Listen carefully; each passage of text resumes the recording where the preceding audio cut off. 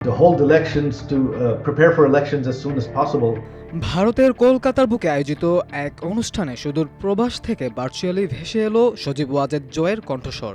সোমবার বিজেপি ঘনিষ্ঠ সাংস্কৃতিক মঞ্চ খোলা হাওয়া আয়োজিত এক বই প্রকাশ অনুষ্ঠানে প্রধান বক্তা হিসেবে যুক্ত ছিলেন বাংলাদেশের ক্ষমতাচ্যুত প্রধানমন্ত্রী শেখ হাসিনার পুত্র। দীর্ঘ আধা ঘন্টার সেই বক্তৃতায় উঠে এলো অনুশোচনা, স্বীকারোক্তি এবং একই সঙ্গে আসন্ন নির্বাচন নিয়ে কড়া হুঁশিয়ারি।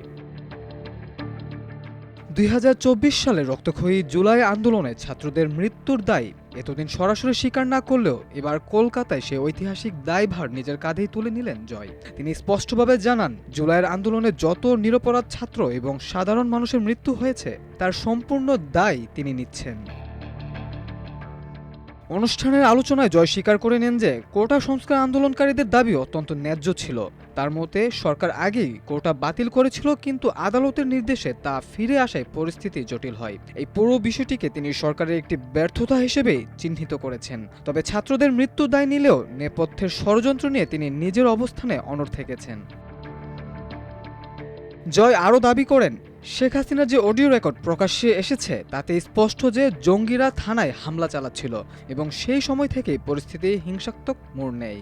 তিনি জোর দিয়ে বলেন যে সরকার বা পুলিশ আগ বাড়িয়ে হিংসা শুরু করেনি, বরং আন্দোলনের আড়ালে থাকা কট্টরপন্থী ও জঙ্গিরাই অগ্নিসংযোগ এবং গোলমালের সূত্রপাত ঘটিয়েছিল।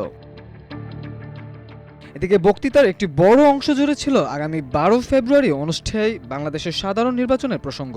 আওয়ামী লীগকে নিষিদ্ধ রেখে এবং অন্যান্য প্রগতিশীল দলকে কোণঠাসা করে আয়োজিত এই নির্বাচনকে একতরফা বলে দাবি করেছেন জয়। তার মতে এটি বর্তমানে বিএনপি এবং জামায়াতের মধ্যে এক দ্বিমুখী লড়াইয়ে পরিণত হয়েছে, যেখানে জাতীয় পার্টির মতো দলকেও প্রচার করতে দেওয়া হচ্ছে না। তিনি এই নির্বাচনী প্রক্রিয়াকে প্রহসন হিসেবে উল্লেখ করে বলেন, আওয়ামী লীগকে বাদ দিয়ে হতে যাওয়া এই ভোট কোনোভাবেই গ্রহণযোগ্য হতে পারে না। এছাড়া একই সঙ্গে ভারতের নিরাপত্তা নিয়েও আশঙ্কার বার্তা দিয়েছেন হাসিনা পুত্র জয়। তিনি দাবি করেন, বিএনপি আসলে আমেরিকার হাতের পুতুলে পরিণত হয়েছে এবং ক্ষমতার অলিন্দে জামায়াত ও পাকিস্তান ফ্রি হ্যান্ড পেয়ে যাচ্ছে।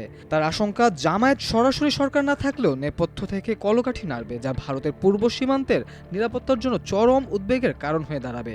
এই পরিস্থিতি রুখতে আন্তর্জাতিক মহলের হস্তক্ষেপ কামনা করে তিনি জানান, জামায়াতকে বাংলাদেশের রাজনীতির মূল চালিকা শক্তি হওয়া থেকে আটকানোর এটাই শেষ সুযোগ।